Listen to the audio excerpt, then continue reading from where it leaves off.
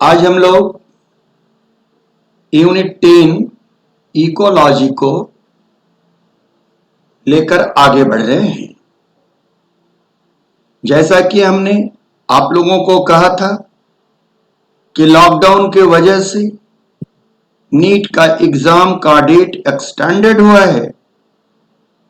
उस स्थिति में आपको मैं कुछ ज्यादा फायदा पहुंचाऊं, इसके लिए मैंने यह सीरीज शुरू किया है। यह इकोलॉजी आप यह समझ करके चलें कि विद इन 10 डेज में मैं आपको कंप्लीट करूंगा। और इस 10 डेज में मैं इकोलॉजी को कंप्लीट नहीं करूंगा, बल्कि इकोलॉजी के सारे क्वेश्चन आपसे बनवा दूंगा, और ताकि कि इस साल नीट में आने वाले इकोलॉजी से जो प्रोबेबली 8 से 10 सवाल होते हैं वो निश्चित तौर से आपसे बने। क्योंकि आप जानते हैं कि मेरा नारा बदलते रहता है। अभी मेरा नारा है reduce negative marking by hook and crook. अब इकोलॉजी एक वैसा विज्ञान है जो अपने आप में इंडिपेंडेंट है, और प्रायः लोग जानते हैं कि इसमें ऑर्गेनिज्म और उसके सराउंडिंग के बारे में अध्ययन करते हैं। ठीक है, इकोलॉजी केवल आप यह सोच के नहीं पढ़े कि नीट की एग्जाम पास करना है। किसी भी क्षेत्र में आज के डेट में दुनिया में यह एक बहुत ही चर्चित नाम है, चर्चित सब्जेक्ट है, चर्चित हिस्सा है। आप इसमें अपना कैरियर भी बना सकते हैं, बल्कि इसमें कैरियर बनाना बहुत ही आसान है, क्योंकि ये हमारे आसपास पड़ोस की बातें हैं। हम इस ग्लोब पर कैसे जिंदा रहेंगे, इस बात को इकोलॉजी बताती है। और जो भी प्रॉब्लम आज खड़े हो रहे हैं वे कुछ नहीं है, इकोलॉजिकल क्राइसिस है। As for example, your lockdown due to the corona disease. In any scenario of the world, anything if yourself watch out. According to my view, nothing except ecology.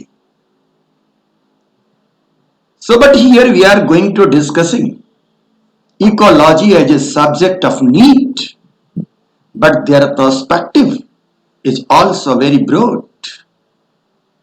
You must be keep in your mind. आइए, तो ये 12 का unit 10 यानी पूरी biology के last में लिखा हुआ है, मैंने उसे ही लिया है आपको याद दिलाने के लिए कि आपके फ्रेम में ही बोलूंगा, आपके क्वेश्चन के फ्रेम में बोलूंगा। इसलिए हमने इसको लिखा है कि यूनिट 10 इकोलॉजी, जिसके अंतर्गत chapter 13, chapter 14, chapter 15 and chapter 16। Chapter 13 organism and population, chapter 14 ecosystem, chapter 15 biodiversity conservation and chapter 16 environmental issue. तो आप यह देखें कि इसमें ये जितनी बातें चैप्टर्स में आपको जाननी है, इन बातों को मैं बताऊंगा। और मेरा मानना है कि आप ऑलरेडी इकोलॉजी पढ़े हैं, 1 बार 2 बार 4 बार 5 बार, बहुत सारा वीडियो देखे हैं। आप अच्छे से अच्छे कोचिंग इंस्टीट्यूट में ट्रेन हुए हैं। आप में से बहुत सारे बच्चे बिगिनर हैं, बहुत सारे बच्चे 5-5 बार इकोलॉजी पढ़ के बैठे हुए हैं। तो इन सारी बातों को मद्देनजर रखते हुए मैं एक मध्यम मार्ग से चलूंगा कि न बहुत डिटेल करूंगा और न बहुत हल्का चलूंगा। लेकिन आप सब लोग जानते हैं कि मेरा मूल टेक्स्ट है एनसीईआरटी। मैं कभी भी बात करता हूं तो एनसीईआरटी के फ्रेम में बात करता हूं। आप भी आज भी जाने कि मैं उसी फ्रेम में बात करूंगा। तो इस 4 चैप्टर में एग्जामिनेशन पॉइंट ऑफ व्यू से जो सवाल पूछे जाते हैं इन्वायरमेंटल इशू आप बना देते हैं, इकोसिस्टम मोस्ट ऑफ दी सवाल आप बना देते हैं।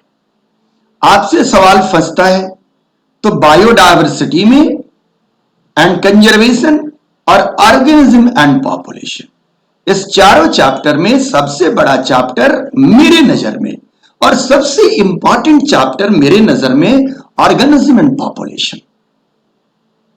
एक बात मैं और बोलूं कि यह इकोलॉजी है क्या नट सेल में, तो इसको हम कहते हैं पॉलिटिक्स ऑफ अर्थ, पृथ्वी की राजनीति। इकोलॉजी के अंतर्गत हम लोग पढ़ते हैं present day scenario of earth, और इससे रिलेटेड एक बात जो मैं बार बार बोलता हूं, इवोल्यूशन। क्योंकि बिना इकोलॉजी का इवोल्यूशन नहीं है और बिना इवोल्यूशन का इकोलॉजी नहीं। पढ़ाने वाले लोग पढ़ाते रहे, अब भी पढ़े हुए हैं। एक बार मेरी भी बात सुनिए कि evolution the history of earth, पृथ्वी की इतिहास, कि पृथ्वी की इतिहास इवोल्यूशन मैंने पास्ट सिनेरियो ऑफ अर्थ और present scenario of earth ecology.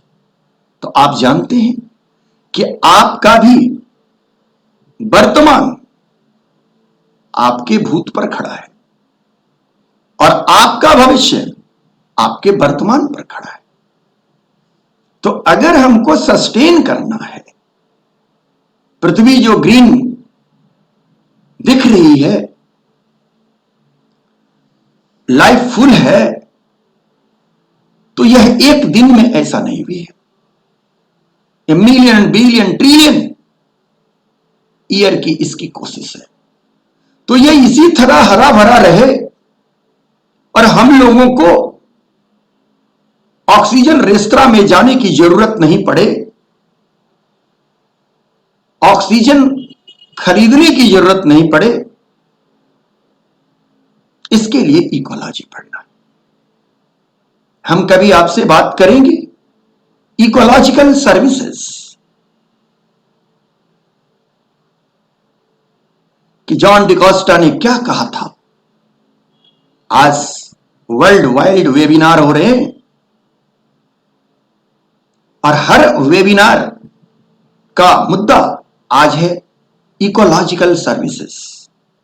और आप छोटे बच्चे हैं, आपके दिमाग में यह बात इकोलॉजी पढ़ा के यही भरना है, इकोलॉजिकल सर्विसेज।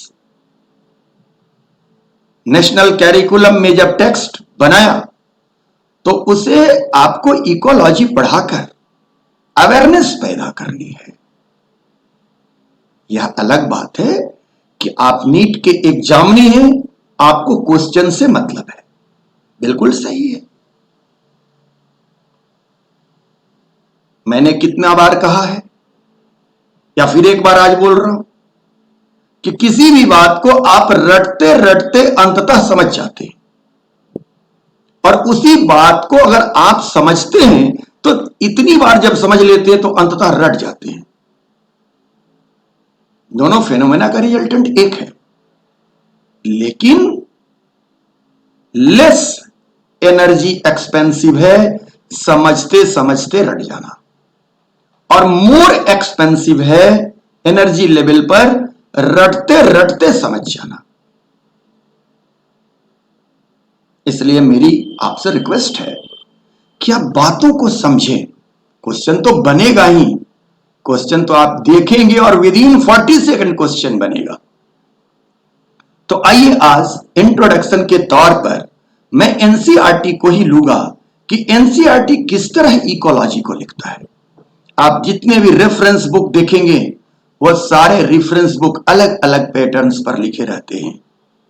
वह सारे लोग इस बात को नहीं मुद्दा बन रहते हैं कि इकोलॉजी किस परिदृश्य में एनसीईआरटी आपको पढ़ाना चाहता है। न्यू मॉडर्न इकोलॉजी पढ़ाना चाहता है। इसलिए हमने टेक्स्ट के रूप में भी एनसीईआरटी के लाइन को ही कोट किया है। आज इंट्रोडक्शन में मैं कहता हूं, कुछ लाइन में बोल रहा हूं जिस पर आपसे मैं डिस्कस करूंगा। क्या कहता है एनसीईआरटी? एनसीईआरटी आप खोलेंगे तो यह लाइन मिलेगा कि diversity is not only a characteristic of living organism but also of content in biology text book.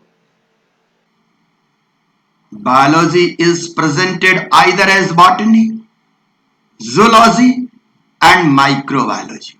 तो गलती ही लिख दिया रहा है माइक्रोबायोलॉजी। आप तो यही जानते हैं कि बॉटनी के या तो जूलॉजी के। इकोलॉजी बॉटनी वाले केवल जानेंगे या इवोल्यूशन जूलॉजी वाले जानेंगे, ऐसा कुछ नहीं है। इकोलॉजी में नो एनी सेपरेशन। तो देखें आप, बायोलॉजी को एनसीईआरटी ने 3 भाग में कहा, बॉटनी, जूलॉजी एंड माइक्रोबायोलॉजी, और एज क्लासिकल एंड मॉडर्न। आप सबको पता होगा या प्रायः इसमें से जो हमारे फॉलोअर होंगे, जो हमारे सब्सक्राइबर होंगे, वो इस बात को जानते हैं। नए बच्चे तो आज से जानेंगे। वो जानते हैं कि मैं हमेशा मॉलिक्यूलर बेसिस पर बायोलॉजी को एनालाइज करता हूं, और मेरा वादा है, मेरा दावा है कि मैं इकोलॉजी को भी आपको मॉलिक्यूलर बेसिस पर एम्फेसिस करके दिखाऊंगा, और तब आप इंजॉय करेंगे। जिसे आप बहुत बोरिंग सब्जेक्ट समझते हैं, जिसे बहुत बोगस समझते हैं, मैं प्रयास करूंगा आपका इंटरेस्ट इसमें बढ़ाने का। As classical and modern, the latter is a emphasism for molecular aspect of biology. Are you understand? कितनी बढ़िया बात, कितनी बढ़िया लाइन लिखा हुआ है कि मॉलिक्यूलर एस्पेक्ट पर emphasis. Luckily we have many threads which weave the different area of biological information into a unifying principle। कहता है कि बायोलॉजी के अंदर कोई भी सिद्धांत जो बनती है, उस सिद्धांत को फॉलो करना जेनेटिक्स का भी काम है, इवोल्यूशन का भी काम है, और इकोलॉजी का भी काम है। तो ये प्रिंसिपल जो बनते हैं उनके बहुत सारे धागे हैं, बहुत सारी बातें हैं जो आपस में इंटरवीवन होता है, आपस में उलझकर रोप बनाता है, उसकी मोटाई बढ़ती जाती है, उसकी थिकनेस बढ़ती जाती है। यह इकोलॉजी जो आया, तो क्या शुरू में ही एक इकोलॉजी सब्जेक्ट आ गई? नहीं, पहले थॉट आए होंगे और उन थॉट को यूनिफाई करके अल्टीमेटली यह एक डिसिप्लिन का रूप धारण कर लिया। वो थॉट कहां से आए? प्लांट साइंस से भी आए, एनिमल साइंस से भी आए, माइक्रोबियल साइंस से भी आए, इवन क्लासिकल बायोलॉजी की जो कंसेप्ट थी वहां से भी आई, और मॉडर्न से तो आना ही आना है। मॉलिक्यूलर एस्पेक्ट तो आना ही आना है, क्योंकि आप जानते हैं कि किसी भी प्रश्न का जवाब हम बिना मॉलिक्यूलर एस्पेक्ट को जाने हुए पूर्ण रूप से बायोलॉजी में नहीं दे सकते हैं। यह साइंस है, और उसमें प्योर साइंस है। तो आइए आगे बढ़ते हैं। यहीं से आपका इंट्रोडक्शन शुरू हो रहा है कि लिविंग ऑर्गेनिज्म की केवल डाइवर्सिटी ही इंपॉर्टेंट नहीं है, how and why they are diversified and how can adopt in present day scenario.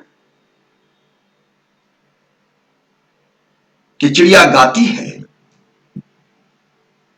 तो क्यों गाती है और कब गाती है? आप सब लोगों में से जाना होगा कि कोयल जो है सालों भर बोलती है। नहीं, सीजन। तो क्या है वो सीजन? क्या है इंटरेक्शन? प्रकृति के रहस्य को समझना इकोलॉजी। और जितना हम प्रकृति के रहस्यों को समझेंगे उतना ही हम सक्सेसफुल लाइफ इस पृथ्वी पर लीड करेंगे, इस प्रकृति में लीड करेंगे। आते हैं अब इकोलॉजी पर।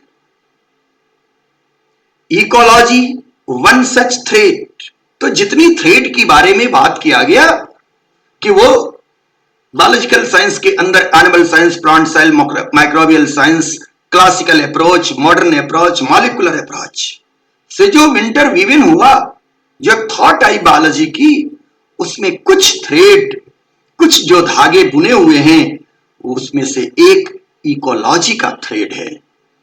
Ecology one such thread which give us holistic perspective to biology. The essence of biological understanding is to now know how organism, while remaining an individual, interact with other organism and physical habitat as a group and hence behave like organism, organized whole। कहता है कि अगर एक चिड़िया है तो वह क्या करती है? वह एक तो चिड़िया अपने आप में ऑर्गेनिज्म है, उसका इंटरेक्शन, उसका बिहेवियर दूसरे चिड़ियाओं के साथ भी होता है। मैटिंग, नहीं मैटिंग होगी तो अंडा नहीं देगी। और चिड़ियाओं के अलावे दूसरे जीव, कीड़े को नहीं खाएगी तो आगे नहीं बढ़ेगी जीवन उसका। उसके प्रीडेटर, इस तरह के एक विंटर वीवन जाल के अंदर वो रहती है, आप जाने। लेकिन इनके अलावा जहां वो रहती है, वहां का मौसम, वहां का टेम्परेचर, रेनफॉल, यानी एबायोटिक कंडीशन, इन सारी चीजों के बीच इंटरेक्शन होती है एक इंडिविजुअल ने, और तब वो ऑर्गेनाइज्ड उस सिस्टम में रहती है। तो इस ऑर्गेनाइजेशन को पहले हम लोग जानेंगे इकोलॉजी पढ़ने के पहले कि ये कैसे ऑर्गेनाइज्ड एज ए होल रहते हैं। As for example, either organise in the form of population, चिड़िया तो इंडिविजुअल है, उसके जैसी बहुत सारी चिड़ियाएं मिलकर पॉपुलेशन। कम्युनिटी, वो जिस पेड़ पर रहती है वहां कीड़े जो रहते हैं, उनके जो प्रीडेटर रहते हैं, ये सारे मिलकर कम्युनिटी। इकोसिस्टम, पारितंत्र, पारी शब्द आया परिवार, तो एक फैमिली की तरह इकोसिस्टम। अब इकोसिस्टम, कम्युनिटी तो आपने समझा, उस कम्युनिटी के साथ जो फिजिकल हैबिटाट, वहां का फिजिकल जो चीजें हैं, पानी, हवा, सूर्य का प्रकाश, मौसम, विंड, इन सारी को सम्मिलित रूप से इकोसिस्टम। यह इकोसिस्टम यहीं रुकेगा नहीं, इकोसिस्टम एक यूनिट है। Even collection of ecosystem in a particular area, biome, and total sum of the biome is the biosphere। Organisation of life आप पढ़ के आए होंगे, 10th में पढ़े होंगे, 9th में पढ़े होंगे, 6th क्लास से शुरू हो जाता है जीवन की व्यवस्था, ऑर्गेनाइजेशन ऑफ लाइफ, जो मॉलिक्यूलर भी होता है, सेलुलर भी होता है, ऑर्गेनिज्म लेवल पर भी होता है, और इकोलॉजिकल लेवल पर। तो इकोलॉजी को अगर हम लोग जानते हैं तो सबसे पहले इसकी व्यवस्था जानेंगे, ऑर्गेनाइजेशन, कि ये कैसे ऑर्गेनाइज्ड है। तो कहता है कि like organise as a whole, population, community, ecosystem और even as a whole biosphere. Ecology explain to us all this. यही बात मेरा कहना था कि इकोलॉजी हमें क्या एक्सप्लेन करते हैं। पुरानी डेफिनेशन पर नहीं जाए, नई बात जाने, वो घिसा पीटा डेफिनेशन से जरूरत नहीं है कि इकोलॉजी क्या है भाई। तो जिसके अंदर हम पॉपुलर ऑर्गेनिज्म लेवल से लेकर बायोस्फीयर लेवल तक की ऑर्गेनाइजेशन को जाने, हायरार्की को जाने, स्टडी करें, that is the ecology. A particular aspect of this is the study of anthropogenic environmental degradation and the socio political issue it has raise. हाँ, कहता है कि इतनी बातों को जानना इकोलॉजी में तो ठीक है, लेकिन इसके साथ साथ एंथ्रोपोजेनिक इन्वायरमेंटल डिग्रेडेशन, शब्द क्या है? Anthropogenic environmental degradation. तो इन्वायरमेंटल डिग्रेडेशन तो आप समझ रहे होंगे, एंथ्रोपोजेनिक मानवजन्य, मानव निर्मित इमिशन ऑफ कार्बन डाइऑक्साइड। अभी जैसे लॉकडाउन हुआ तो आपने देखा होगा पेपर के सुर्खियां आई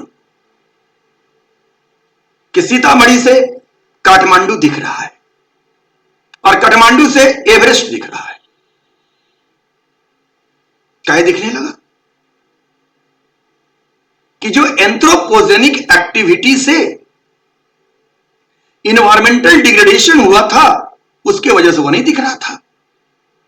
लोग कहने लगे कि आज से 100 वर्ष पहले दिखता था, आज से 200 वर्ष पहले दिखता था।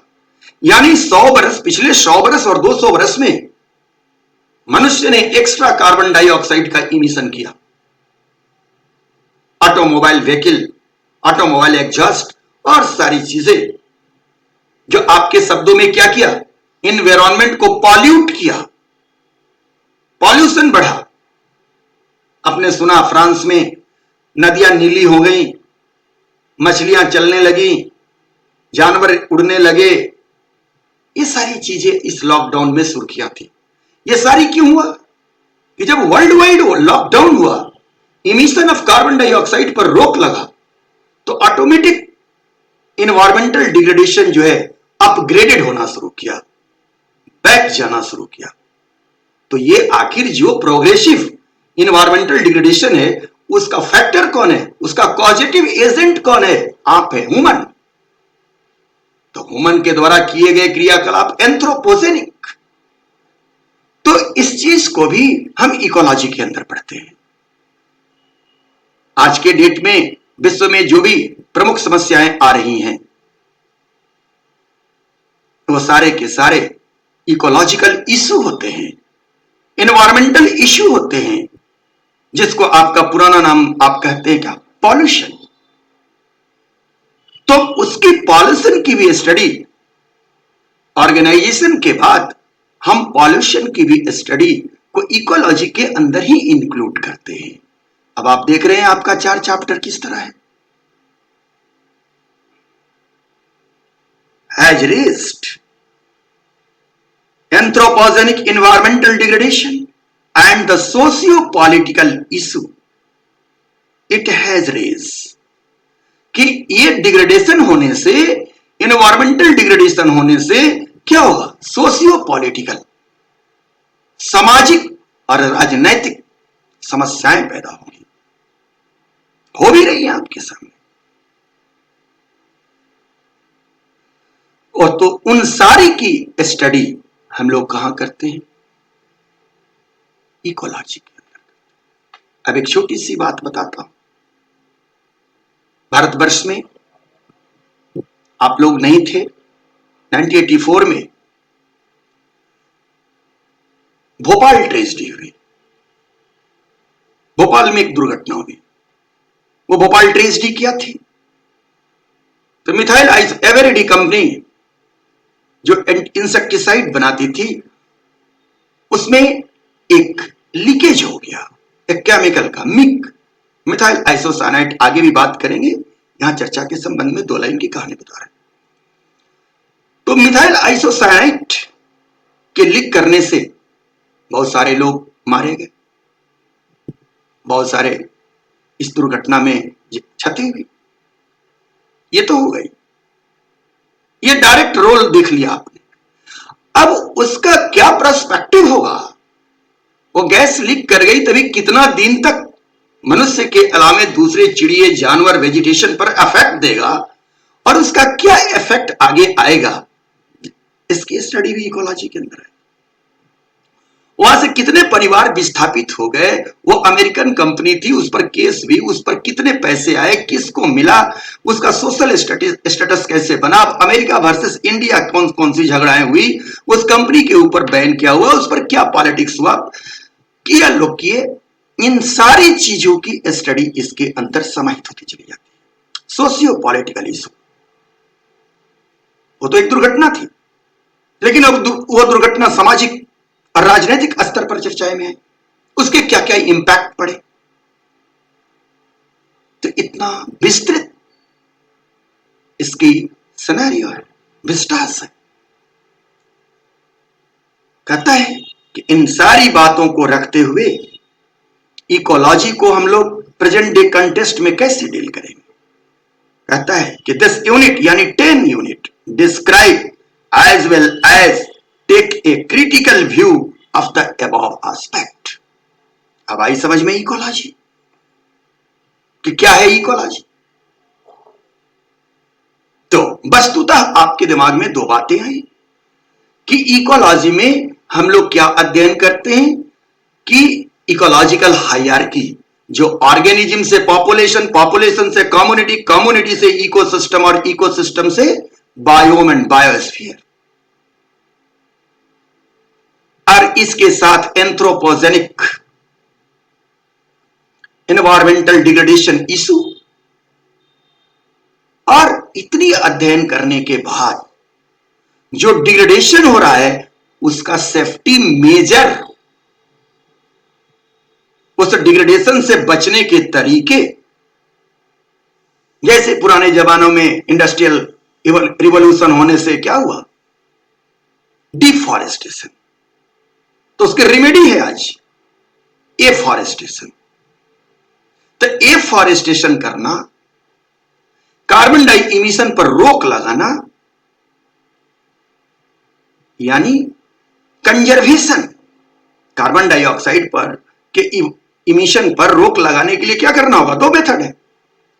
एक तो पहले आप इलेक्ट्रिक व्हीकल को प्रमोट करें, जैसा कि बैटरी चालित वाहन को आप चलाएं, और दूसरा रिफॉरेस्टेशन करें, एफॉरेस्टेशन करें। तो एफॉरेस्टेशन करेंगे फिर वही इकोलॉजी की बात, तो इसको हम लोग कहते हैं कंजर्वेशन स्ट्रेटजी।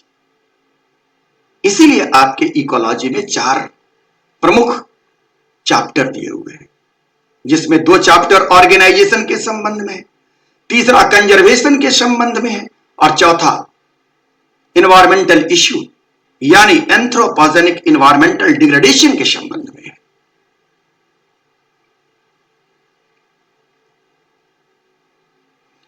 अब चलते चलते एक थोड़ी सी बात पर और डिस्कस करूं।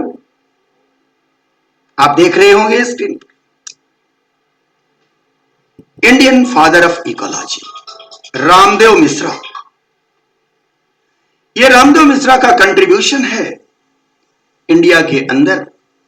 इन्होंने सबसे पहले post graduate program in ecology में शुरू किया, बीएचयू के प्रोफेसर थे और सौभाग्यवश हमारे शिक्षक थे। तो इनके बारे में भी दिया हुआ है, और इसलिए हमने आप लोगों को यह बातों को यहां पर एम्फेसिस थोड़ा सा कर दिया है कि देखिए यह एक व्यक्ति भारतवर्ष के बारे में कितना सोचा और किस किस तरह के इन्होंने काम किया, जिसके वजह से आज इंडिया में इकोलॉजी, इवन यहां तक इनकी देन ही है कि आज आपके यहां पर्यावरण मंत्रालय है, मिनिस्ट्री ऑफ एनवायरनमेंट, इनका प्रयास है। तो ये बहुत बड़े व्यक्तित्व हैं, इनको संज्ञा भी दी गई है Indian father of ecology. That's why मैं नहीं भी इन पर बोलता, लेकिन मन नहीं माना कि नहीं भाई बच्चे आप लोग जाने इनके बारे में। अब आते हैं हम लोग कि इकोलॉजी आपने समझा। अब आप अपनी किताबों में पढ़े होंगे, मैं बोल दूं 2 मिनट, साइड बुक लिखता है कि इकोलॉजी इतने तरह के हैं, इकोलॉजी का नाम इसने दिया तो इकोलॉजी इसके अध्ययन को कहते हैं, ये कहते हैं। वही 6 क्लास टू 10 क्लास तक आप जानते हैं पहले हम जब बच्चे थे तो ज्योग्राफी पढ़ते थे और आप लोग पढ़ते हैं हम और हमारा पर्यावरण, ईवीएस, इन्वायरमेंटल साइंस, ज्योग्राफी का नया नाम है। तो इन्वायरमेंटल साइंस तब तो 4th क्लास के बच्चे ही पढ़ना शुरू करते हैं और उन्हें आकर के मैं इस पड़ाव पर इकोलॉजी का डेफिनेशन समझाऊं, इकोलॉजी शब्द को समझाऊं। मैं नहीं समझता हूं कि आपका टाइम मैं इस वीडियो के अंदर काटूं, क्योंकि ये ऑनलाइन क्लासेस है। अब ऑर्गेनिज्म एंड पॉपुलेशन क्या है आपने मेरे डिस्कशन से समझ लिया होगा कि इकोलॉजी के अंदर इंक्लूड करने के लिए हमारे पास 3 बातें हैं। पहली बात है इकोलॉजिकल हायरार्की को जानना, इकोलॉजिकल ऑर्गेनाइजेशन को जानना, दूसरी बात है उसकी कंजर्वेशन और तीसरी बात है एंथ्रोपोजेनिक एक्टिविटी के बारे में जानना, एनवायरमेंटल इश्यू के बारे में जानना। तो उसी संदर्भ में हम लोग सबसे पहले जानना शुरू करेंगे ऑर्गेनिज्म एंड पॉपुलेशन, कि ऑर्गेनिज्म क्या है और पॉपुलेशन। वैसे भी आप जानते हैं ऑर्गेनिज्म क्या है और पॉपुलेशन भी आप जानते हैं कि group of same kind of individual in a particular area in a particular time known as population. अब इसमें बहुत सारी बातें आएंगी, लोकल पॉपुलेशन, डीम वगैरह, तो पॉपुलेशन की अलग से बातें होंगी। चलिए पहले मैं इंट्रोड्यूस करूं। तो इस ऑर्गेनिज्म एंड पॉपुलेशन में 2 बातें हैं। ये 13 नंबर चैप्टर है और 13.1 में है ऑर्गेनिज्म एंड इट इन्वायरमेंट और 13.2 है पॉपुलेशन। यानी 2 बातें इस चैप्टर में, दोनों बातें अलग अलग पढ़ना है। ऑर्गेनिज्म अलग पढ़ना है और पॉपुलेशन अलग पढ़ना है। आइए देखते हैं कहां से आपकी एनसीईआरटी शुरू करती है, क्या कह रही है। और the living world is the fascinatingly diverse and amazingly complex. We can try to understand its complexity by investigating process at various level of biological organization. कहीं आपको दिक्कत हो रहा है तो कहिए। थोड़ी सी बातें हमने डिस्कस की, आपको सारी बातें क्लियर होने लगी। इतनी आसान चीज है। Level of biological organisation. अब बायोलॉजिकल ऑर्गेनाइजेशन की बात करें तो आप भी जानते हैं जीवन स्तर की व्यवस्था कहां से शुरू होती है, तो मैक्रो मॉलिक्यूल, मैं तो कहता हूं एटम से शुरू कर ले। इलेक्ट्रॉन, प्रोटॉन, न्यूट्रॉन मिलके एटम, एटम से molecule, micro molecule, micro molecule से मैक्रो मॉलिक्यूल। जहां मैक्रो मॉलिक्यूल का नाम आया तो आप लोगों ने देखा है अभी इस लॉकडाउन के अंदर ही हमने पूरी सीरीज दिया है, बायोमॉलिक्यूल का एक प्लेलिस्ट दिया है, जिसको मन करे जरूरत हो आप देख सकते हैं, पढ़ सकते हैं। Macromolecules, cell. आप देखें, आप लोग भी पढ़े हुए हैं, ये बायोलॉजी बोलती है, ये एनसीईआरटी बोलता है। क्या बोलता है कि मैक्रोमॉलिक्यूल तब सेल। आप क्या पढ़ के आते हैं, पहले सेल तब मैक्रोमॉलिक्यूल्स, बायोमॉलिक्यूल्स। आपका जवाब आएगा कि सर एनसीईआरटी में तो ऐसे ही लिखा हुआ है। यही मैं बात बोलता हूं कि प्रत्येक किताब, प्रत्येक चैप्टर अलग अलग राइटर लिखते हैं। जो लोग इकोलॉजी लिखे हैं या जो लिखी गई है, उन विद्वानों का क्या मत है कि first of organisation is macromolecules then cell. यही कारण है कि मैं ऑफलाइन में भी जबरदस्ती पहले आपको बायोमॉलिक्यूल पढ़ाता हूं, देन स्टार्ट द सेल। और मैं नहीं, मेरी बात छोड़ दीजिए, आप देख लीजिए ऑल ओवर इंडिया पैरेलल वे में देखिए, कहीं देखिए टीचर सबसे पहले सेल। और देखिए एनसीईआरटी क्या कहती है। इवन तो बहुत सारे लोग हैं जो एनसीईआरटी को कुछ कहते ही नहीं, कहते कि नहीं फालतू किताब है। Then tissue, then organ, organ से ऑर्गेनिज्म, इंडिविजुअल ऑर्गेनिज्म,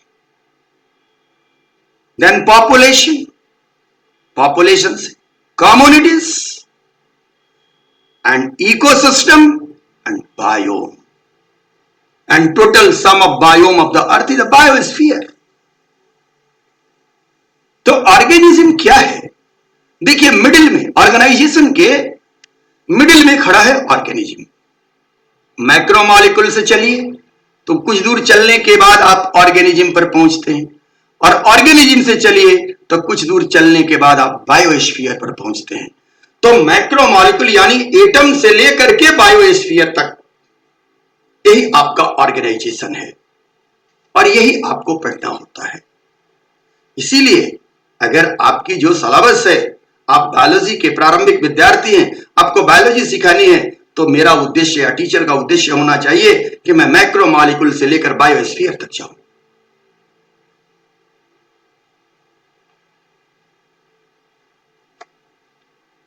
आपकी सुविधा के लिए मैंने एक चार्ट लिया है, the level of complexity of the biosphere. कहां से शुरू कर रहा हूं? मॉलिक्यूल। मॉलिक्यूल कौन सा मॉलिक्यूल? वही macro molecule like protein and nucleic acid. यह मॉलिक्यूल क्या बना रहे हैं? ऑर्गेनेल। यह बात आप जाने की जिस कंटेस्ट में मैं बोल रहा हूं, नहीं तो ये मॉलिक्यूल डायरेक्ट जीव भी बना सकते हैं। कोरोना वायरस वो डायरेक्ट मॉलिक्यूल से बना है, कोई ऑर्गेनेल्स नहीं उसमें। Non cellular organism direct molecule से बनते हैं। तो मॉलिक्यूल से ये ऑर्गेनेल, आप जानते हैं organelle mitochondria, chloroplast, organelle organised to form cell, shell, red blood cell, neuron, bacterium, so and so many kind of the cell, and the cell organized, cell अकेले ही ऑर्गेनिज्म के रूप में बिहेव करने लगते हैं। Protista unicellular organism, and some Monarian also unicellular, but the cell organized to form the tissue। यही hierarchy है, आगे की ओर बढ़ रहा है। Tissue, epithelial tissue, muscle tissue, meristematic tissue, and so on. Tissue organized to form organ. A set of tissue that function as a unit is called organ, heart, brain, kidney, etc.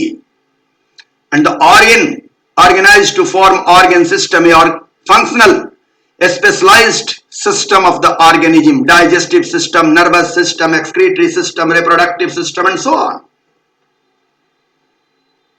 Organism, so many organ system organized to form organism, individual। ये multi cellular organism है। अभी हम इसके पहले unicellular organism और non cellular organism की चर्चा किए थे। A single individual like lizard, tree, bacterium, human, etc. And the organism organised to form population. देखिए, all individual of a species are phylotype within a community. A species with a single forest, and the fish is a given a species in a single coral reef। तो population देखा। Community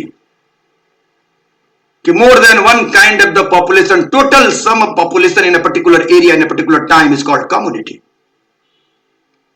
Interacting population of organism, तो community क्या हो गया? Coral reef, mountain forest. And the community construct ecosystem, a set of communities of all domain of the life that interacting with one another and the abiotic environmental form to a unit। freshwater ecosystem, taiga, tundra, it is ये ecosystem। यहाँ एक शब्द है domain, all domain of life। आपको याद होगा ना, Karl ऊज ने 6 किंगडम क्लासिफिकेशन दिया और उन्होंने लाइफ के 3 डोमेन बनाए, 3 डोमेन ऑफ लाइफ। 5 किंगडम नहीं, उससे ऊपर बात कर रहा है, 3 domain. And the ecosystem either organise in the form of biome and ultimately in biosphere. तो बायोस्फीयर की यूनिट हुई इकोसिस्टम। कहता है ecosystem even operated in a drop of water or whole earth as a ecosystem। इसलिए ecosystem vast word है, मैं अलग से इसका चैप्टर है, मैं वहां बात बोलूंगा, यहां मैं सिंपली बात कर रहा हूं। तो ये इकोसिस्टम बायोम बना करके बायोस्फीयर में आ जाएगा। बायोस्फीयर क्या है? The world we live in. अब बायोस्फीयर वास्तव में है क्या, इस बात के लिए हमने ये डायग्रामेटिक रिप्रेजेंटेशन दिया है कि hydrosphere, lithosphere and atmosphere, that the part of earth, the area or the part of atmosphere, lithosphere and hydrosphere, where living being reside, known as biosphere, and that is called ecosphere. So the new term ecosphere, that the synonyms of biosphere. हमारे तो biosphere में दोनों बातें होती है, ए biotic और biotic. तो world की, इस ग्लोब की जो बायोटिक कम्युनिटी है वो बायोस्फीयर के अंदर आएगी, लेकिन केवल बायोटिक कम्युनिटी नहीं, उनके साथ साथ ए बायोटिक फैक्टर्स, दोनों को सम्मिलित रूप से हम लोग बायोस्फीयर कहते हैं। तो ये कौन सा बायोस्फीयर है? Biosphere fast. क्या नाम है? बायोस्फीयर फास्ट, जिसमें आप हैं। और अमेरिका में एक प्रोजेक्ट, इसको लैब बनाया गया एक बायोस्फीयर का, कि बायोस्फीयर को हम लोग लैबोरेटरी में देख रहे हैं, जिस तरह नासा का प्रोग्राम है या ह्यूमन जीनोम ऑर्गेनाइजेशन ह्यूगो का प्रोग्राम है, उसी तरह बायोस्फीयर का भी map, MAB, man and biosphere. तो वो जो लैबोरेटरी बनी हुई है, किसी दिन हम उसका फिगर भी आपके सामने लाएंगे, उस लैबोरेटरी का नाम है क्या? Biosphere second. तो आप जिसमें रहते हैं वो क्या है? Biosphere first. तो अगर कहीं बायोस्फीयर सेकंड आए या कोई चर्चा करे या कहीं किताब में मिले तो घबराना नहीं है कि बायोस्फीयर सेकंड क्या है। बातें समझ में आई? Ecological hierarchy. तो इकोलॉजिकल हायरार्की में आज आप लोग कहां है? बायोस्फीयर के अंदर है, यू आर हियर। बायोस्फीयर का निर्माण, बायोम, बायोम से छोटा इकोसिस्टम, इकोसिस्टम से छोटा कम्युनिटी, कम्युनिटी से छोटा पॉपुलेशन, पॉपुलेशन से छोटा स्पीसीज और ऑर्गेनिज्म। ये हमारी इकोलॉजी की स्टडी है, यहीं से हम लोग स्टडी करेंगे ऑर्गेनिज्म टू बायोस्फीयर। कहते हैं कि what is the biosphere? Biosphere is the broadest level of biological organisation. It include all life of earth as well as all non living element that influence it, like sunlight and water. बिल्कुल clear? How it is different from biome? The biosphere is divided into several unique biomes. While the biosphere includes all living and non-living elements on Earth, biome organize all these components by different region and how the organism living there are adapted to a specific condition. यानी आपने ये समझा कि total sum of the biome of the world constitute biosphere.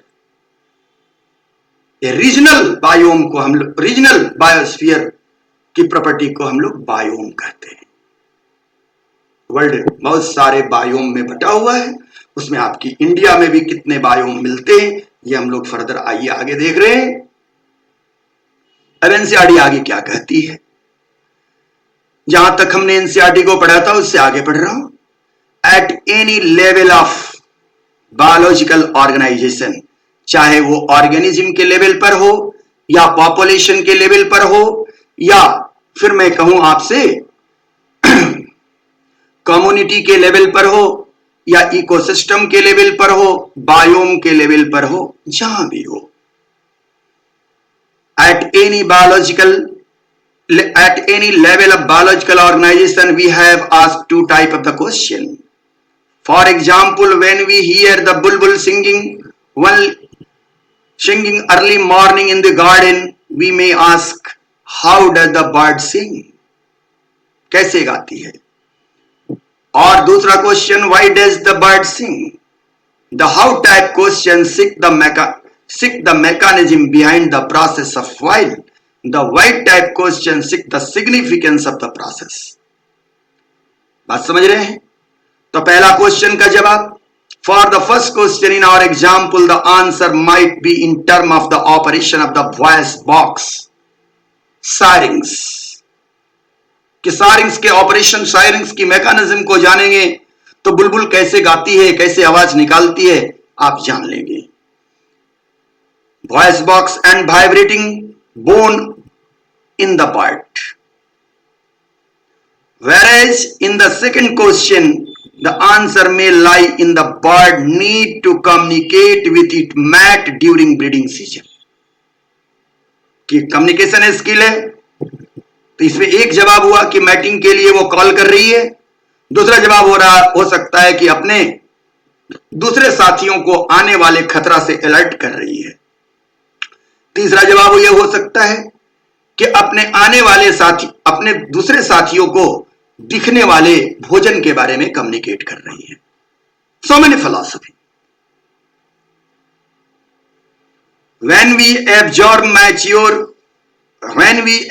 nature around you with the scientific frame and mind, you will certainly make up with many interesting question of both type. आप भी ऐसा दोनों तरह के question how and Y से related question आपके भी दिमाग में आ सकता है, आता ही होगा. As for example, why are night blooming flower generally white? कि रात में खिलने वाले पौधे उजले क्यों, उनके फूल उजले क्यों होते हैं? फूल उजले होते हैं लेकिन गंध बहुत देते हैं. वो नाइट ब्लूमिंग फ्लावर बहुत गंध युक्त होते हैं, बहुत सुगंधित होते हैं.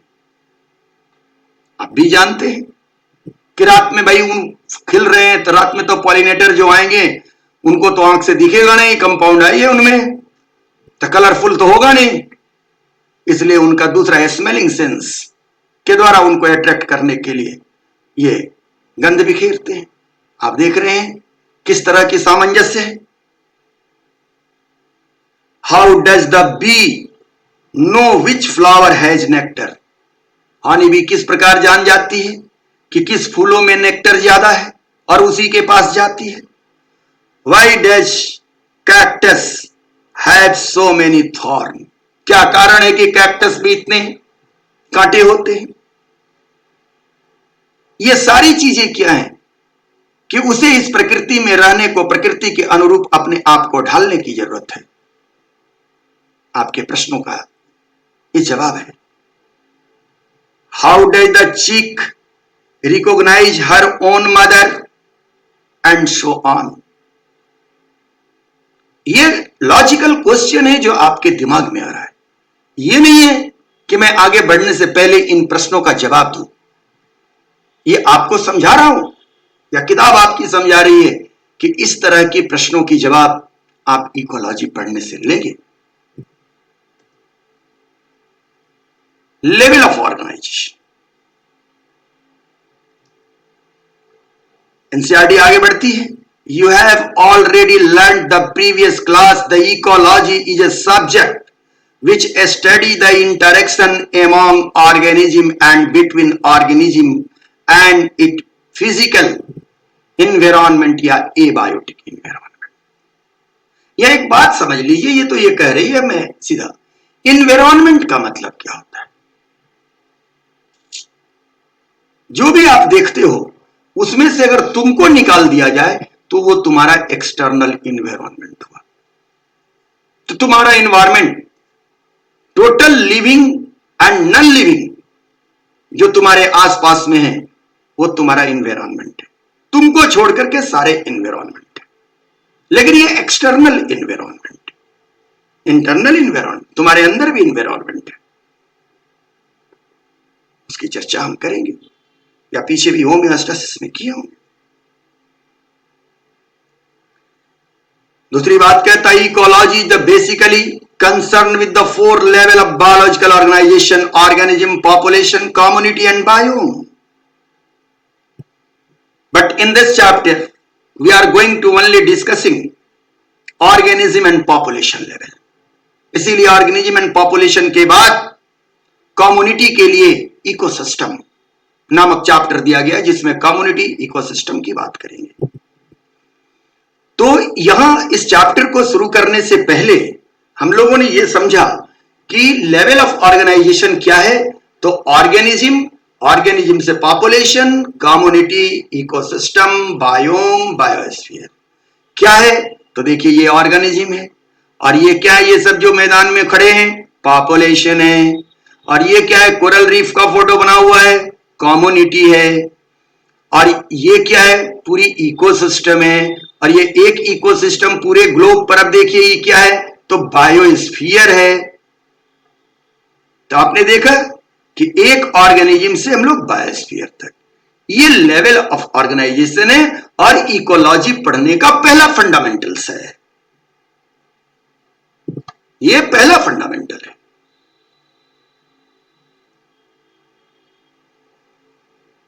तो आपकी चैप्टर शुरू हो रही है यहां से, ऑर्गेनिज्म एंड इट एनवायरमेंट। मैं केवल पढ़ दे रहा हूं क्योंकि सारी बातें आप समझ ले रहे हैं। Ecology at the organism level is essentially physiological ecology, which try to understand how different organisms are adapted to their environment in the term of not only survival but also reproduction. The very important point. इसको हम लोग आगे चल करके Darwin के शब्दों में कहेंगे रिप्रोडक्टिव फिटनेस। कि ऑर्गेनिज्म केवल ये नहीं चाहता है कि वो सरवाइव करे, ऑर्गेनिज्म चाहता है कि वो सरवाइव करे और परपिचुएट करे, अपने जैसे ऑफ स्प्रिंग छोड़े, अपने ऑफ स्प्रिंग का विकास करे।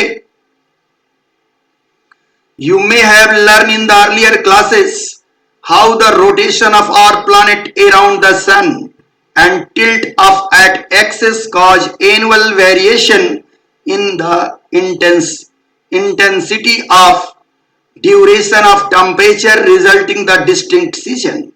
यानी आप जानते हैं और सामने भी देख रहे हैं कि ग्लोब पर किस प्रकार, ये देखिए सीजनल वेरिएशन के लिए हमने दिखाया किस तरह हवाएं किस तरह चल रही हैं और उसके साथ साथ टेम्परेचर कैसे वेरी करेगा। और ये हवाओं के चलने से क्या होगा, सीजनल वेरिएशन अलग अलग कंट्री में आएगा थ्रू आउट द ग्लोब। ये देख रहे हैं कि समुद्र में धाराएं चल रही हैं, वो समुद्र के धाराएं से वहां से वो गर्मी लेकर के किस तरह वो लैंडस्केप पर, लैंड पर आ रहा है और फिर लैंड से समुद्र में जा रहा है, फिर लैंड को जा रहा है। आप चल करके आगे हमसे समझेंगे एल नीनो इफेक्ट, उस समय भी इस बात को मैं दिखाऊंगा। अभी तो इसलिए मैंने दिखाया कि बच्चे ये समझे कैसे सीजनल वेरिएशन, क्योंकि पृथ्वी का भी रोटेशन है, पृथ्वी भी रोटेट करेगी जिसकी वजह से ग्लोब के अलग अलग पार्ट का टेम्परेचर घटेगा बढ़ेगा, आपके यहां भी, क्योंकि पृथ्वी की दो गति है आप जानते ही हैं, एक 24 घंटा के अंदर और एक साल के अंदर। तो इसके वजह से क्या होता है, seasonal variation. This variation together with annual variation in precipitation, remember the precipitation include both rain and snow, account for formation of major biome as a desert, rain forest and tundra। अब मैं क्या कहना चाह रहा हूं कि organism तो हैं लेकिन उनकी इन्वायरमेंट, उनके फिजिकल फैक्टर्स जो उनके चारों तरफ हैं, जिसको नॉन लिविंग या ए बायोटिक फैक्टर्स आप कह रहे हैं, वो ए बायोटिक फैक्टर्स वास्तव में क्या है, तो पृथ्वी की गति के अनुसार वो बदलते हैं। लेकिन वो बदलते तो है क्या, एक है प्रिसिपिटेशन, दूसरा है एनुअल मीन टेम्परेचर, कि साल के अंदर किस तरह का टेम्परेचर उस पर्टिकुलर एरिया में रहता है और कितना प्रिसिपिटेशन होता है। अब प्रिसिपिटेशन का मतलब ये नहीं हो कि केवल वर्षा, वार्षिक वर्षा भी और स्नोफॉल, दोनों को हम लोग प्रिसिपिटेशन कहते हैं। तो हम जब भी आपसे बात करेंगे तो प्रिसिपिटेशन और एनुअल मीन टेम्परेचर पर बात करेंगे। आपने अभी देखा था कि एक बायोस्फीयर में बहुत सारे बायोम हैं, तो बायोम का बंटवारा इस पृथ्वी के अलग अलग रीजन में पाए जाने वाले जीवों का बंटवारा, हैबिटाट का बंटवारा किस आधार पर किया गया है, annual mean temperature and annual mean precipitation.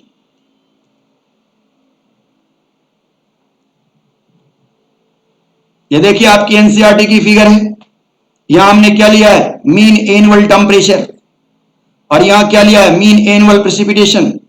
और तब हमने बताया कि ये देखिए सब बायोम है, क्या है, आर्टिक और alpine tundra biome, coniferous forest या coniferous biome, temperate biome, tropical forest biome, grassland biome, desert biome.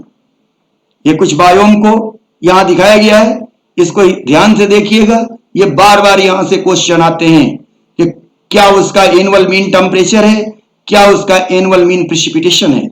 इससे रिलेटेड क्वेश्चन पूछे जाएंगे। आपने ग्राफ देखना सीख लिया। अब देखिए अगर डेजर्ट कहां है, देखिए तो ये मीन एनुअल मीन टेम्परेचर में देखिए तो यहां क्या है, 25 से 30 डिग्री के बीच एनुअल मीन टेम्परेचर है। मीन टेम्परेचर समझ रहे होंगे, औसत। लेकिन अगर यहां पर मीन एनुअल प्रिसिपिटेशन देखें तो सेंटीमीटर में 50 सेंटीमीटर से भी कम वार्षिक वर्षा का दर है। अब इसको हम डायग्रामेटिक समझा दें तो देखिए ये एक हमने ट्रायंगल लिया है और इस ट्रायंगल पर सारे बायोम को सेट किया है। यहां से बेस से ऊपर की ओर आप बढ़ रहे हैं तो क्या है, टेम्परेचर डिक्रीज कर रहा है, तो बेस पर क्या होगा, हॉट हॉट कंडीशन होगा और ऊपर जाते जाते क्या होगा, कोल्ड। यानी पहाड़ पर नीचे से ऊपर की ओर जा रहे हैं और इधर क्या हो गया, पहाड़ के तराई रीजन में धीरे धीरे भाग रहे हैं, तो तराई रीजन में क्या होगा, वेट होगा और जैसे जैसे उससे दूर चलते जाएंगे क्या होगा, ड्राई हो जाएगा कंडीशन। तो यहां क्या देख रहे हैं कि टेम्परेचर ऊपर की ओर बढ़ रहा है। तो इसी ग्राफ को यहां पर देखें कि टेम्परेचर इधर की ओर बढ़ रहा है। तो टेम्परेचर ऊपर जब बढ़ रहा है, जहां हाई टेम्परेचर होगा और ड्राइनेस होगा। ड्राइनेस क्यों होगा कि प्रेसिपिटेशन कम होगा, वहां डेजर्ट है। तो जरा यहां भी देखिए क्या है, डेजर्ट है और यह ट्रॉपिकल जोन है। अगर इससे अब ड्राइनेस थोड़ा सा कम कर दीजिए, लेकिन टेम्परेचर मतलब ड्राइनेस मैंने प्रेसिपिटेशन थोड़ा सा बढ़ेगा, वर्षा का दर थोड़ा बढ़ा, तो देखिए इसका क्या नाम है, सवाना। और वर्षा बढ़ा तो रेन फॉरेस्ट। तो रेन फॉरेस्ट में क्या रहेगा जान लें, वार्षिक वर्षा का दर मैक्सिमम होगा लेकिन ड्राइनेस भी होगी। इसी तरह से अगर थोड़ा सा और आगे चढ़े, अब टेम्परेचर कम हो गया, टेम्परेचर तो कम हुआ एनुअल मीन टेम्परेचर, लेकिन क्या है, वार्षिक वर्षा का दर ज्यादा है, तो क्या आ गया, टेम्परेट फॉरेस्ट। लेकिन वार्षिक वर्षा का दर भी कम हुआ और टेम्परेचर भी कम है, तो टेम्परेट ग्रासलैंड। तो आप समझ लें यहां ग्रासलैंड, सवाना और डेजर्ट में क्या अंतर है। यह भी डेजर्ट है, यह भी डेजर्ट है, लाइफलेस है, high temperature and low precipitation. Temperature low और लो टेम्परेचर रिस्पेक्टिवली लो हो गया, प्रिसिपिटेशन भी लो है। तो देखिए यहां की डोमिनेंट वेजिटेशन कैक्टस है, ये ग्रासलैंड है। अब और टेम्परेचर कम हो गया, तो अगर टेम्परेचर कम हो गया और ड्राई भी है, कंडीशन अगर ड्राई भी होगा या वेट होगा, परमाफ्रॉस्ट कंडीशन कहते हैं इसमें, तो यह आ गया टैगा, कोनिफर आप लोग जिसको कहते हैं, इसका इस तरह के बायोम का नाम टैगा बायोम। और इससे ऊपर जाएंगे, काफी कोल्ड हो गया, तो क्या नाम हो गया इसका, टुंड्रा। तो टुंड्रा कहां आया कि माइनस में टेम्परेचर चला गया और प्रिसिपिटेशन रेट भी ज्यादा है। देखिए टुंड्रा कहां है, टेम्परेचर कहां है, -10 डिग्री, प्रिसिपिटेशन अब 0 से लेकर के कहां तक ये जाएगा, यहां तक जाएगा 100 तक। और ये ओवरलैपिंग को भी समझिए, ऐसा नहीं क्लियर कट बाउंड्री नहीं होती इस बायोम में। देखिए एक दूसरे से ओवरलैप करते हैं, यही कारण है कि जहां ये डेजर्ट जहां खत्म होगा वहां से ये डेजर्ट शुरू होगा, ये डेजर्ट जहां खत्म होगा वहां से ये ग्रासलैंड शुरू होगा, वो ग्रासलैंड जहां खत्म होगा वहां से सवाना शुरू होगा। तो आपने एक बायोम का छोटा सा यहां पर देखा परिचर्चा। अब ये बायोम बताने के लिए हमने ए बायोटिक फैक्टर्स का सहारा लिया है, बायोटिक कम्युनिटी का सहारा नहीं लिया है। मुझे ए बायोटिक फैक्टर्स आपको बताने हैं कि what kind of the impact given by your abiotic factors like annual mean temperature and annual mean precipitation. Kind of biome देखिए, तो दो तरह के बायोम होंगे, टेरेस्ट्रियल और एक्वेटिक। इसीलिए यहां पर थोड़ा सा टाइम ले रहा हूं कि टेरेस्ट्रियल बायोम के बारे में आपने सब जाना कि grassland, temperate, deciduous, desert, taiga, tundra, rain forest, लेकिन एक्वेटिक के बारे में नहीं बोला था। Marine biome, ocean, coral reef, estuary, estuary क्या है भाई? तो जहां पर नदियां समुद्र में जाके मिलती हैं वहां इड्डी फॉर्मेशन होता है, उस जोन को कहते हैं estuary zone. Swamp area, Sundarban, estuary zone. तो ये मेराइन में इतने तरह के बायोम हो गए। फ्रेश वाटर में आइए, river and stream, pond and lake and wetland. देखिए भाई बात को, फिर टेम्परेचर क्या हो रहा है? इंक्रीज कर रहा है। तो कम टेम्परेचर पर टुंड्रा, उसके नीचे बोरियल फॉरेस्ट, फिर उसके नीचे चैपरल। अभी सवाना कहीं दूसरा नाम है चैपरल। तो देख रहे हैं चैपरल, ग्रासलैंड और डेजर्ट। यहां भी देखिए डेजर्ट, यहां की डेजर्ट को देखिए और यहां के ग्रासलैंड को देखिए और यहां के ग्रासलैंड को देखिए। तो चैपरल कौन है? जिसमें छोटी छोटी घास झाड़ियां अभी आ रही हैं। डेजर्ट क्या है? झाड़ियां हैं, ये नहीं है। और यहां क्या है? कैक्टस है। ये आप हमने डायग्रामेटिक रिप्रेजेंटेशन दिया है कि ताकि आप अच्छे से समझें क्यों ऐसा हो रहा है। ड्राइनेस, ग्रासलैंड में क्या है? ड्राइनेस कम है, डेजर्ट में ज्यादा ड्राइनेस। ग्रासलैंड और चैपरल से ज्यादा ड्राइनेस। तो डेजर्ट सबसे एक्सट्रीम पर है, फिर चैपरल है, फिर ग्रासलैंड है। और तब temperate, tropical, boreal forest, tundra. Zone कितने हैं? आर्कटिक रीजन, सब आर्कटिक रीजन, टेम्परेट और ट्रॉपिकल। तो अगर किसी हिमालय पहाड़ को देखें तो उसके फुट रीजन में क्या होंगे? ट्रॉपिकल रीजन होंगे। उससे ऊपर क्या होंगे? टेम्परेट रीजन होंगे। उससे ऊपर सब आर्कटिक और सब आर्कटिक के ऊपर आर्कटिक, जिसको परमाफ्रोस्ट कंडीशन आप कहते हैं, हमेशा बर्फ। वो भी डेजर्ट ही है। दो तरह के डेजर्ट होते हैं, एक को कहते हैं फिजिकल डेजर्ट और दूसरे को कहते हैं फिजियोलॉजिकल डेजर्ट। तो आप इस बात को जाने, ये है क्या? फिजिकल डेजर्ट, और ये क्या है? Physiological desert. यहां पानी है लेकिन काम का नहीं है, बर्फ के रूप में है, और यहां पानी नहीं है। चलिए इन पर बातें होते रहेगी। आज तो इंट्रोडक्टरी क्लासेस है, इसलिए इन सारी बातों को थोड़े समय समझा रहा हूं।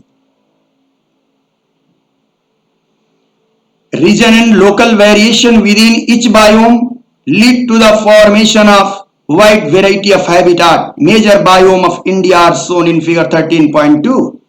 On the planet Earth, life exists not just in a few favorable habitat but even in extreme and harsh habitat. Example, scoring Rajasthan desert, perpetually rain-soaked forest of Meghalaya, deep ocean trench, torrential stream, permafrost polar region, बार बार permafrost समझा रहे थे, high mountain top, boiling thermal spring, Rajgir का गर्म जलकुंड, and sinking compost, गांव में जहां मवेशी का खाद जमा किया जाता है वही कंपोस्ट है। Stinging compost, pit, to name few. Even our intestine in a unique habitat for 100 of a species of microbes. इसी बात को कहते हैं इंटरनल इन्वायरमेंट। एक्सटर्नल और इंटरनल दोनों, फिर इस पर डिटेल करेंगे। तो अब इंडिया के अंदर कौन कौन सी बायोम या कौन कौन सी वेजिटेशन एरिया है, इसको भी एक देख लेते हैं। एक तो हमने दिखाई दिया है tropical evergreen forest of Meghalaya के फॉरेस्ट का। ये इंडिया में ये वस्तुतः 4 तरह के वेजिटेशन है। ट्रॉपिकल रेन फॉरेस्ट, ये आपके एनसीईआरटी का ही फिगर है। डेजर्ट, डिसिड्यूअस फॉरेस्ट, पतझड़ वाले जंगल जहां पत्ते झड़ते रहते हैं। सी कोस्ट, साउथ इंडिया, समुद्र का किनारा। ये सिंपल, आपको ये जानना है। इसमें हम बात एक छोटी सी एक और जोड़ेंगे और पूरी वेजिटेशन ऑफ इंडिया को ही दिखा देंगे ताकि आपको कोई दिक्कत नहीं। कभी कभी एक एक सवाल पूछे जाते रहते हैं इससे। Vegetation of India, vegetation of India can be divided into 5 type. Tropical evergreen forest, tropical deciduous forest, thorny bush जिसको डेजर्ट कहते हैं आप, माउंटेन वेजिटेशन, मैनग्रूव वेजिटेशन। तो मैनग्रूव वेजिटेशन को सीधे सी कोस्ट एरिया कह दिया गया है आपके यहां, लेकिन ये स्टैंडर्ड टर्म में ये 5 होते हैं, आप एक बार जान लें। कहता है tropical rain forest, we have rainfall more than 200 cm per year, dense evergreen tree which do not shed their leaves across season. Western Ghat example दे रहे हैं, Western Ghat and western coast, part of the West Bengal and Odisha, West Bengal and Odisha, north eastern state and the Andaman and Nicobar island have such vegetation. ये India में most vegetation क्या है? Rain forest के vegetation है। Example दिए हुए हैं ताकि आपको कभी भी कोई परेशानी नहीं हो, सारे क्वेश्चन यहां से बनेंगे। ट्रॉपिकल डिसिडुअस रॉन forest, also called monsoon forest, आप भी जानते हैं।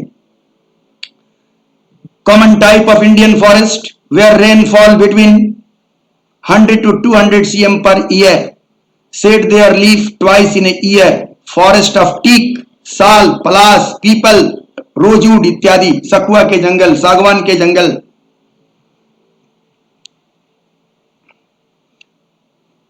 अभी आप पलास दिया हुआ है, आपने नाम देखा होगा चंपारण। आज किसी जमाने में ये चंपा के जंगल हुआ करते थे, उसमें भी शहर का नाम है बेतिया, बेत के जंगल होते होंगे। ट्रॉपिकल डिसिडुअस रेन फॉरेस्ट का इलाका है। Thorn forest in arid region, low rainfall reason of Rajasthan, Gujarat, Punjab and Haryana, mainly rainfall less than the 50 cm. Vegetation here consists of short tree like acacia and thorny bush and shrub. Leaves are waxy coated in order to reduce the loss of water from plant and reduce transpiration. देख रहे हैं, simple दो line की बात हमने कहा है। Mountain forest, vegetation vary in the mountain altitude in the Himalaya. It ranges from tropical deciduous to coniferous. Coniferous tree as the cedar, pineapple, silver fern, etc. Tidal forest, sea coast पर आ रहे हैं, known as the mangrove vegetation found in the swampy area are constantly washed by the sea water during high tide. Mostly eastern coast of Bengal to Tamil Nadu. तो सुंदरबन भी इसी में का है। अब देखिए, ये इंडिया के नक्शा पर दो बातें आप देख लें, ये कोल्ड डेजर्ट है और ये देखिए हॉट डेजर्ट है। इसी की चर्चा मैं कर रहा था। ये क्या है? फिजिकल डेजर्ट और ये फिजियोलॉजिकल डेजर्ट। कहां पर है? अभी प्रधानमंत्री भी आपके गए थे, लद्दाख। और ये राजस्थान का किनारा आपने देखा। अब ये क्या है? सी कोस्टल एरिया। ये इधर के हिमालय माउंटेनियन फॉरेस्ट है, ये भी सी कोस्टल एरिया, सब सी कोस्टल। तो इस तरह से इंडिया की भी वेजिटेशन आपने जाना, वर्ल्ड के बायोम के बारे में जाना, लेकिन किस परिदृश्य में जाना? In the term of annual mean temperature and the annual mean precipitation. क्योंकि मैं ऑर्गेनिज्म समझाने के साथ साथ इन्वायरमेंट को समझाने पर फोकस कर रहा हूं, इसीलिए physical habitat, physical factor, abiotic factors के बारे में बार बार चर्चा कर रहा हूं। स्वैम्पी एरिया के फॉरेस्ट, अभी जो कोस्टल एरिया में फॉरेस्ट कैसे होते हैं देख लीजिए। ट्रॉपिकल रेन फॉरेस्ट आपको पहले मेघालय का दिखाया था, अब ये सुंदरबन से लेकर के साउथ इंडिया तक के समुद्र के किनारे के फॉरेस्ट कैसे हैं ये देखिए। What are the key elements that lead to so much variation in the physical and chemical condition of the different habitat? वो की एलिमेंट कौन है कि इनके हैबिटेट में वेरिएशन लाते हैं? The most important one, temperature, water, light and soil. दो की चर्चा हो रही है, टेम्परेचर और वाटर की, इसके साथ साथ है लाइट और soil. We must remember that the physiochemical abiotic component alone do not characterize the habitat of any organism completely. केवल abiotic factor से कुछ नहीं होगा। The habitat include biotic component also like pathogen, parasite, predator and competition. शुरू में ही आपने बुलबुल के case में हमने आपको समझाया था, चिड़िया के केस में समझाया था। Of the organism with which they interact constantly. We assume that over a period of time the organism had through natural selection, ये डार्विनियन कंसेप्ट है। देखिए इवोल्यूशन की बातें शुरू हो गई इंट्रोडक्शन से। Natural selection evolve adaptation to optimise its survival and reproduction in it habitat. यानी मूल बात यह है कि कोई भी ऑर्गेनिज्म जहां भी वो रिजाइड कर रहा है तो केवल वहां के बायोटिक एबायोटिक फैक्टर्स को दिमाग में मत रखिए। वहां के वो चेन में, उस कम्युनिटी में वो प्रीडेटर है या प्रे है या वो किससे लिंक्ड है, यह बात भी ध्यान रखना पड़ता है। और इन सारी चीजों को देखते हुए उसके अंदर मॉलिक्यूलर लेवल पर एक मैकेनिज्म डेवलप हुई है जिसके द्वारा उस एप्रोप्रिएट जगह पर वो सक्सेसफुल लाइफ लीड कर रहा है और अपनी फिटनेस दे रहा है। In the term of Darwinian, fitness means such organism survive itself and has capacity to produce offspring, तो सर्वाइवल एंड रिप्रोडक्शन। तो ये वहां पर इस क्षमता को हम लोग कहते हैं एडॉप्टेशन, और एडॉप्टेशन की क्षमता एक दिन में नहीं आती है। बत्तख के पैरों में जो फ्लिपर हैं वो एक दिन में बन के नहीं हो गया। यह अलग बात है कि उस फ्लिपर के द्वारा वो पानी में तैरता है। तो फ्लिपर का बनना नेचुरल सिलेक्शन और पानी में तैरना एडॉप्टेशन। क्लियर? तो आपने इस तरह से ये देखा आज की हमारी परिचर्चा कि हमने ये समझाने की कोशिश किया कि ऑर्गेनिज्म और एनवायरनमेंट क्या है। इसके बाद आप देख लें इंडिया के मोस्ट फॉरेस्ट कौन कौन से हैं। आज यहीं पर मैं अपनी बात समाप्त करूंगा और फिर अगले दिन मैं आ रहा हूं आगे की कड़ी। एकदम एनसीईआरटी को पढ़िए, टाइम विदाउट नंबर पढ़िए और अभी से क्वेश्चन देखते जाइए कि पिछले 20 वर्ष में किस तरह के क्वेश्चन आए। मैं क्वेश्चन आयर भी दूंगा और मेरा मानना है यह मेरा इंट्रोडक्टरी क्लास आपको पसंद आएगा। अपना फीडबैक तुरंत भेजें क्योंकि मैंने कोशिश किया है कि बिगिनर से लेके बड़े बच्चे सब लोग लाभान्वित हो। आपको कैसा लगा जरूर बताएं मेरे पर्सनल व्हाट्सएप पर। Thank you.